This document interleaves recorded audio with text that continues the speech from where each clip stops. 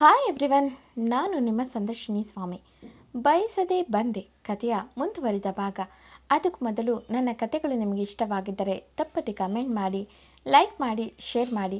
ಹಾಗೆ ನನ್ನ ಚಾನಲ್ಗೆ ಹೊಸಬರಿದ್ದರೆ ಸಬ್ಸ್ಕ್ರೈಬ್ ಆಗಿ ಪಕ್ಕದಲ್ಲಿರುವ ಬೆಲ್ ಐಕನ್ನ ಕ್ಲಿಕ್ ಮಾಡಿ. ಅದರಿಂದ ನನ್ನೆಲ್ಲ ಕಥೆಗಳ ನೋಟಿಫಿಕೇಷನ್ ನಿಮಗೆ ಸಿಗುತ್ತೆ. ಸೊ ಬನ್ನಿ ಕಥೆಯ ಮುಂದುವರಿದ ಭಾಗನ ನೋಡೋಣ. ಎಪಿಸೋಡ್ 96. ಇಂದಿನ ಸಂಚಿಕೆಯಲ್ಲಿ ಚಂದು ಮಗುನ ನಾನು ನೋಡಬೇಕು, ಕರ್ಕೊಂಡು ಬನ್ನಿ ಎಂದಳು.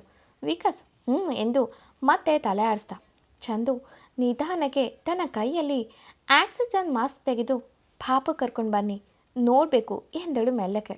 ವಿಕಾಸ್ ಮತ್ತೆ ಆ ಮಾಸ್ಕ್ನ ಹಾಕುತ್ತಾ ಅವಳ ಅತಿ ಸಮೀಪಕ್ಕೆ ಹೋಗಿ ತೆಗಿಬೇಡ ಎಂದು ಕರ್ಕೊಂಡು ಬರ್ತೀನಿ, ಮಲಗಿದ್ದಾನೆ ಅವನು ಎಂದ. ಚಂದು ಅವನ ಕಣ್ಣನ್ನು ನೋಡಿ ತನ್ನ ಕೈಯಲ್ಲಿ ಅವನ ಕಣ್ಣೊರೆಸಿದ್ರೆ ವಿಕಾಸ್ ಅವಳ ಕೈಯನ್ನು ಗಟ್ಟಿಯಾಗಿಡಿದು ಅವನ ಮುಖಕ್ಕೆ ಹಾಗೆ ಒತ್ತಿ ಹಿಡ್ದ. ಅವನ ಕಣ್ಣೀರು ಅವಳ ಕೈಯನ್ನು ಸೋಕಿತ್ತು.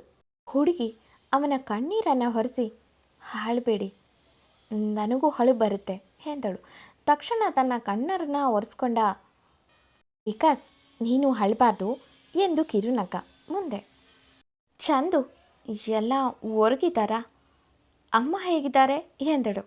ವಿಕಾಸ್, ಎಲ್ಲ ಚೆನ್ನಾಗಿದ್ದಾರೆ ಎಂದು ಗದ್ಗದಿತವಾಗಿ ನಿನಗಾಗಿ ಕಾದಿದ್ದಾರೆ ಎಂದು ಅವಳ ಮುಂಗೈಗೆ ಮುತ್ತಿಟ್ಟು ಅವನ ಎರಡು ಕೈಯಲ್ಲಿ ಗಟ್ಟಿಯಾಗಿ ಇಳಿದು ಬೆಡ್ಡಿಂದ ಕೆಳಗೆ ಕೂತು ನಿಧಾನಕ್ಕೆ ಬಿಕ್ಕೋಕ್ಕೆ ಶುರು ಮಾಡ್ದ. ಚಂದುಗೂ ದುಃಖನ ತಡೆಯೋಕ್ಕಾಗಲಿಲ್ಲ. ವಿಕಾಸ್ ಸ್ವಲ್ಪ ಸಮಯ ಹತ್ತು ಮೇಲೆದ್ದು ಮಾಮ್, ಡ್ಯಾಡ್, ಅಮ್ಮ, ಚೇತನ್ ಬಾಬಾ ಎಲ್ಲರನ್ನು ಒಬ್ಬೊಬ್ಬರನ್ನ ಕಳಿಸ್ತೀನಿ ಎಂದ. ಚಂದು ಎಂದಳು. ವಿಕಾಸ್ ಹೊರಗೋಗಲು ತಿರುಗಿದ. ಮುಂದೆ ಹೋಗೋಕ್ಕಾಗಲಿಲ್ಲ. ಇನ್ನು ಅವನು ಅವಳ ಕೈ ಬಿಟ್ಟಿಲ್ಲ, ಅವಳು ಅವನ ಕೈ ಬಿಟ್ಟಿಲ್ಲ. ಹಾಗೆ ಹಿಡಿದಿದ್ದಾರೆ ಇಬ್ಬರು. ವಿಕಾಸ್ ಮತ್ತೆ ಹಿಂದೆ ಹೋಗಿ ಇನ್ನೂ ಎಷ್ಟೊತ್ತು ತಡೆ ಹಿಡಿಯಲು ಸಾಧ್ಯ? ಮಲಗಿದ ಹುಡುಗಿನ ಹಾಗೆ ದಬ್ಬಿ, ಚಂದು ಎಂದು ಬದುಕ್ತಾ ಕಣೆ ಕುಳ್ಳಿ ಶಿ ವಿಕಾಸ್ ಎಂದ ಅಳುತ್ತಾ. ಚಂದುಗೆ ಈ ಒಂದು ಮಾತೇ ಸಾಕಾಗಿತ್ತು. ಅವಳ ಗಂಡ ಹೀಗೆ ನೀನು ಇರೋದಕ್ಕೆ ನಾನಿರೋದು ಎಂದಿತು. ಹೀಗೆ ಹೇಳಿದ್ರೆ ಯಾವ ಹುಡುಗಿಗೆ ತಾನೇ ಕಣ್ಣೀರು ಬರಲ್ಲ? ಅವಳು ಅಳುತ್ತಾ ಅವನ ಕೂದಲಲ್ಲಿ ಕೈ ಆಡಿಸಿ, ಸಾಕು ಹತ್ತಿದ್ದು, ಎಲ್ಲರನ್ನ ಕಳಿಸಿ ನೀವು ಹೊರಗೋಗಿ ಎಂದಳು ನಿಧಾನಕ್ಕೆ. ವಿಕಾಸ್ಗೆ ಈಗ ಸ್ವಲ್ಪ ಮಟ್ಟಿಗೆ ಸಮಾಧಾನವಾಗಿತ್ತು. ನಿಧಾನಕ್ಕೆ, ಕುಳ್ಳಿ ಬೇಗ ಹುಷಾರಾಗೆ, ನಿನ್ನ ತಪ್ಕೊಳ್ಳೋಕ್ಕಾಗ್ತಿಲ್ಲ ಎಂದ ತುಟಿ ಮೇಲೆ ನಗು ಮೂಡಿಸುತ್ತ. ಅವನ ಮಾತು ಕೇಳಿದ ಚಂದು ಕೂಡ ಕಿರುನಕ್ಕು, ವಜ್ರಮುನಿ ಎಂದಳು. ವಿಕಾಸ್ ಅವಳ ಹಣೆಗೆ ಮುತ್ತಿಟ್ಟು, ರೆಸ್ಟ್ ಮಾಡು, ಹಾಳು ಆಗಿಲ್ಲ ಗೊತ್ತಾಯ್ತಾ, ಬೇಗ ಮನೆಗೆ ಹೋಗೋಣ ಎಂದು ಮತ್ತೊಮ್ಮೆ ಅವಳ ಕೈಗೆ ಮುತ್ತಿಟ್ಟು ಹೊರಗೋಗ್ತಾನೆ. ಅವಳ ಜೊತೆಗೆ ಇನ್ನೂ ಇರೋಕ್ಕೆ ಆಸೆ, ಬಟ್ ಜಾಸ್ತಿ ಟೈಮ್ ಇದ್ದರೆ ಇನ್ನೂ ಅವಳ ಮುಂದೆ ತನ್ನ ದುಃಖನ ಹೊರಗಾಗ್ತೀನೋ ಅನ್ನೋ ಭಯ ಕೂಡ. ಅದಕ್ಕೆ ಹೊರಗೋಗ್ತಾನೆ. ಇತ್ತ ಹೊರಗೆ ವಿಕಾಸ್ ಬರುವಿಕೆಗಾಗಿ ಎಲ್ಲರೂ ಕಾಯ್ತಿದ್ರು.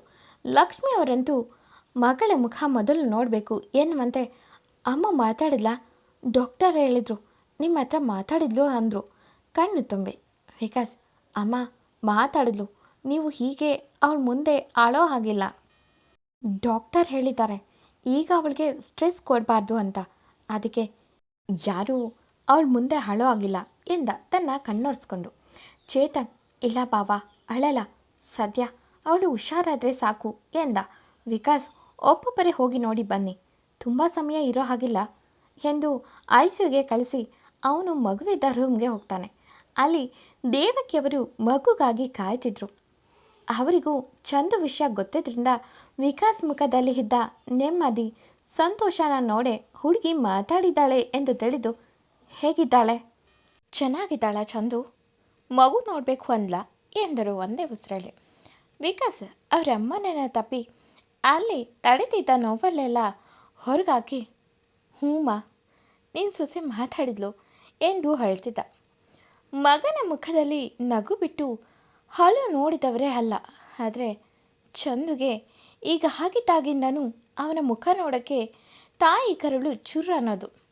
ಈಗ ಮಗನ ಬೆನ್ನು ಸವರುತ್ತಾ, ಎಲ್ಲ ಸರಿಯಾಯ್ತಲ್ಲ, ಈಗ ಯಾಕೆ ಕಳೆದು, ಪಾಪನು ಸ್ವಲ್ಪ ತಿಂದಿದೆ, ಇಲ್ಲಿ ನೋಡು ಎಂದು ಮಗನ ಮುಖವನ್ನು ಬೊಗಸೆಯಲ್ಲಿ ಹಿಡಿದವರ ಕಣ್ಣೀರು ಕೂಡ ಅರಿಯುತ್ತಿದೆ. ಅವಳು ನಿನಗೆ ಮಾತ್ರ ಜೀವ ಅಲ್ಲ ಕಣೋ, ನಮ್ಮೆಲ್ಲರ ಉಸಿರು ಅವಳೆ ಕಣೋ. ದೇವರು ದೊಡ್ಡವನು, ನಮ್ಮ ಮನೆ ನಗುನ ವಾಪಸ್ ಕೊಟ್ಟ ಎಂದು ಅವನ ಹಣೆಗೆ ಮುತ್ತಿಟ್ಟು, ಅಳಬೇಡ, ಎಲ್ಲ ಸರಿಯಾಗುತ್ತೆ ಎಂದು ತಮ್ಮ ಕಣ್ಣೀರ ಸೆರಗಲ್ಲಿ ಹೊರಿಸ್ಕೊಂಡು, ಮಗುನ ತೋರಿಸು, ಇದನ್ನೆಲ್ಲ ಮೊದಲು ತೆಗೆಸು, ಅದನ್ನು ನೋಡಿ ಬೇಜಾರಾಗುತ್ತೆ ಹುಡುಗಿ ಎಂದು ಕೈಯಲ್ಲಿದ್ದ ಸೂಚಿ ಕಡೆ ಕೈ ತೋರಿಸಿದ್ರು. ವಿಕಾಸ್ ಹ್ಞೂ ಮಾವು ಎಂದು ಮಗು ಹತ್ರ, ಅಪ್ಪು ಅಮ್ಮ ಬಂದಿದ್ದಾಳೆ ಕಣೋ, ನೀನು ಬರಲ್ವಾ ಎಂದು ಎತ್ತಿ ತನ್ನ ತೋಳಿಗೆ ತಗೊಂಡು, ನೀನು ಇನ್ನೂ ಸ್ವಲ್ಪ ಮಮ್ಮು ತಿಂದರೆ ಅಮ್ಮ ಹತ್ರ ಕರ್ಕೊಂಡು ಹೋಗ್ತೀನಿ, ತಿಂತೀಯಾ ಎಂದರೆ ಮಗು ಹ್ಞೂ ಅನ್ನತ್ತೆ. ವಿಕಾಸ್ ಅಲ್ಲಿದ್ದ ನರ್ಸ್ಗೆ ಹೇಳಿ ಡಾಕ್ಟರ್ನ ಕರೆಸಿ ಎಂದ. ಮಗು ನೋಡೋಕ್ಕೆ ಬಂದ ಡಾಕ್ಟರ್ ಫೀಲ್ ಬೆಟರ್ ಎಂದರು. ವಿಕಾಸ್ ಕೈಯಲ್ಲಿರುವ ಕ್ಯಾನ್ಯುಲಾ ತೆಗೆದಿ ಡಾಕ್ಟರ್, ನನ್ನ ವೈಫ್ ಮಗುನ ನೋಡಬೇಕಂತೆ, ಹಾಗೆ ಇವನು ಅವರಮ್ಮನನ್ನ ನೋಡಿದ್ರೆ ಕಂಪ್ಲೀಟಾಗಿ ಹುಷಾರಾಗ್ತಾನೆ ಎಂದು ಮಗುನ ಮುದ್ದು ಮಾಡಿ, ಬಾ ಹೋಗೋಣ ಇದನ್ನು ತೆಗೆಸ್ಕೊಂಡು ಎಂದ. ಡಾಕ್ಟರ್ ಸರಿ ಎಂದು ಆ ಕ್ಯಾನ್ಯುಲನ್ನೆಲ್ಲ ತೆಗೆದು, ಮಗು ಊಟ ಮಾಡಿಲ್ಲ ಅಂದರೆ ಮತ್ತೆ ಹಾಕಬೇಕಾಗುತ್ತೆ ಅಂದರು. ಡಾಕ್ಟರ್ ಮಗುಗೆ ಮತ್ತೆ ಸೂಜಿ ಹಾಕ್ತೀವಿ ಅಂದಿದ್ದಕ್ಕೆ ಮಗು ವಿಕಾಸ್ ಕೊರಳನ್ನು ಬಳಸಿ, ಬೇಲ ಬೇಲ ಹಬ್ಬು ಆಗುತ್ತೆ ಅಂದಿತು. ದೇವಕಿಯವರು ಮೊಮ್ಮಗು ಮಾತು ಕೇಳಿ, ಇಲ್ಲ ಮಗನೆ ಮತ್ತೆ ಹಾಕಲ್ಲ, ನೀನು ಹುಷಾರಾಗಿದೆಯಾ, ಅಮ್ಮ ಬಂದಿರಾಳಲ್ಲ, ಎಲ್ಲ ಹುಷಾರಾಗುತ್ತೆ ಎಂದರು ಮಗು ತಲೆನ ಸವರಿ. ವಿಕಾಸ್ ಎಲ್ಲ ತೆಗೆಸಿ ಮಗುಗೆ ಸ್ವಲ್ಪ ಹೊಟ್ಟೆ ತಿನ್ನಿಸಿ ಚಂದುಗೆ ತೋರ್ಸೋಕ್ಕೆ ಹೋಗ್ತಾನೆ. ಚಂದು ಮಲಗಿದ್ಲು. ಮಗು ಚಂದು ಮುಖ ನೋಡಿ, ಅಮ್ಮ ಅಮ್ಮ ಎಂದು ಕೈ ತೋರಿಸಿ ಅಬ್ಬು ಅಪ್ಪು ಅನ್ನೋದು. ವಿಕಾಸ್ ಅಮ್ಮನಿಗೆ ಅಬ್ಬು ಆಗಿದೆ ಮಗನೆ, ಗಲಾಟೆ ಮಾಡಬಾರ್ದು ಎಂದ.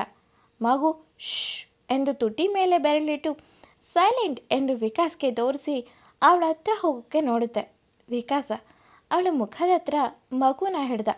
ಮಗು ಅಮ್ಮ ಎಂದು ಅವಳ ಮುಖನ ಪುಟ್ಟ ಕೈಯಲ್ಲಿ ಮೆಲ್ಲಗೆ ಸ್ಪರ್ಶಿಸಿತು.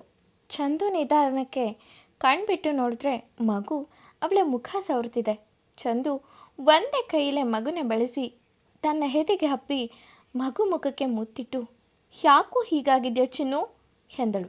ವಿಕಾಸ್ ಏಯ್ ಕುಳ್ಳಿ, ಹೀಗೆ ಹತ್ರೆ ಪಾಪನ ಹೊರ ಕರ್ಕೊಂಡು ಹೋಗ್ತೀನಿ ಎಂದು ಅವಳ ತಲೆ ನೀವರಿಸಿ, ಹೀಗೆಲ್ಲ ಹಾಳಬೇಡ, ಅವನು ಅಳ್ತಾನೆ ಎಂದ. ಮಗು ಕೂಡ ಅವಳ ಕಣ್ಣೀರು ನೋಡಿ ತನ್ನ ತುಟಿನ ಹುತ್ತ ಮಾಡಿ ಅಳ್ತಿತ್ತು. ವಿಕಾಸ್ ಶ್ ಅಳಬಾರ್ದು ಎಂದು ಇಬ್ಬರಿಗೂ ವಾರ್ನ್ ಮಾಡೋ ಥರ ಮುಖ ಮಾಡಿ, ಹೀಗೆ ಹತ್ರೆ ಇಬ್ಬರನ್ನು ಡಾಕ್ಟರ್ ಈಚೆಗೆ ಎತ್ತಿ ಬಿಸಾಕ್ತಾರೆ ಎಂದರು. ಮಗು ಚಂದು ಕೈ ಹಿಡಿದು, ನಾವು ಮಕ್ಕೆ ಓದ್ತೀವಿ, ನಾವು ಮನೆಗೆ ಹೋಗ್ತೀವಿ ಎನ್ನೋದು ಕೇಳಿ ವಿಕಾಸ್ ಚಂದು ಇಬ್ಬರು ನಕ್ಕು, ಲೋ ಈಗಲೇ ಕೌಂಟರ್ ಕೊಡೋ ಹಾಗಾಗಿದ್ಯಾ ಮಗನೇ, ಬಾರೋಲೋ ಎಂದು ಮಗುನ ಮುದ್ದು ಮಾಡಿ ಕಚಗೋಳಿ ಕೊಟ್ಟು ಹೆಂಡತಿ ಮಗು ಇಬ್ಬರ ಮುಖದಲ್ಲೂ ನಗು ಧರಿಸಿದ ಹುಡುಗ. ವಿಕಾಸ್ ನಗುತ್ತಾ ಚಂದು ಕಡೆ ನೋಡಿ, ರೆಸ್ಟ್ ಮಾಡು ಚಂದು, ಪಾಪು ಕೂಡ ಸ್ವಲ್ಪ ಟೈಮ್ ನಿದ್ದೆ ಮಾಡಲಿ ಎಂದ. ಚಂದು ಎಲ್ಲಿ ಕರ್ಕೊಂಡು ಹೋಗ್ತಿದ್ದೀರಾ ಎಂದಳು. ವಿಕಾಸ್ ಎಲ್ಲೂ ಇಲ್ಲ, ಇಲ್ಲೇ ಇರ್ತೀನಿ, ಜಾಸ್ತಿ ಟೈಮ್ ಇಲ್ಲಿರೋಕ್ಕೆ ಬಿಡಲ್ಲ ಕಣೋ, ಬೇಗ ಹುಷಾರಾದರೆ ಮನೆಗೆ ಹೋಗೋಣ ಎಂದ. ಚಂದು ಎಂದು ಕಣ್ಣಲ್ಲೇ ಹೇಳಿ ಮಗುನ ಹತ್ರ ತರೋ ಕೇಳಿ ಮಗುಗೆ ಮತ್ತಷ್ಟು ಮುತ್ತಿಟ್ಟು, ಮಮ್ಮು ಊಟ ಮಾಡಬೇಕು ಚಿನ್ನು, ಅಮ್ಮ ಬೇಗ ಬರುತ್ತೆ ಸರಿನಾ ಎಂದಳು. ಮಗು ಎನ್ನುವಂತೆ ನಗುವೆ ಅದರ ಉತ್ತರ. ಕೊನೆಗೆ ವಿಕಾಸ್ ಅಂತೂ ಹೆಂಡತಿ ಮತ್ತು ಮಗು ಇಬ್ಬರು ಗೆಲುವಾದ್ರಲ್ಲ, ಅಷ್ಟು ಸಾಕು ಎಂದು ಸಮಾಧಾನದ ಉಸಿರು ಬಿಟ್ಟು ಹೊರ ನಡೆದ. ಅಪ್ಪ ಮಗು ಮುಖದಲ್ಲಿ ಇದ್ದ ನಗು ನೋಡುತ್ತಾ ದೇವರಾಜ್ ಅವರು ಮನದಲ್ಲೇ, ದೇವ್ರೆ ಈ ಸಂತೋಷ ಸದಾ ಹೀಗೆ ಇರಲಿ ಕಣಪ್ಪ ಎಂದು ಮಗುನ ತಮ್ಮ ಬಳಿ ಕರೆದುಕೊಂಡು, ಏನಾದರೂ ಕುಡಿತೀಯಾ ಎಂದೆಲ್ಲ ಕೇಳಿ ಮಗು ಏನು ತಿನ್ಬೋದು ಎಂದು ಡಾಕ್ಟರ್ ಬಳಿ ಕೇಳಿ ಅದನ್ನು ತಂದು ಕೊಟ್ಟು ಆಗಾಗ ಮಗುನ ಚಂದುಗೆ ತೋರಿಸುತ್ತಾ ಮಗುಗೆ ಯಾವುದೇ ಟ್ರೀಟ್ಮೆಂಟ್ ಇಲ್ಲದೆ ಗುಣವಾಗುವಂತೆ ಮಾಡಿದ್ರು.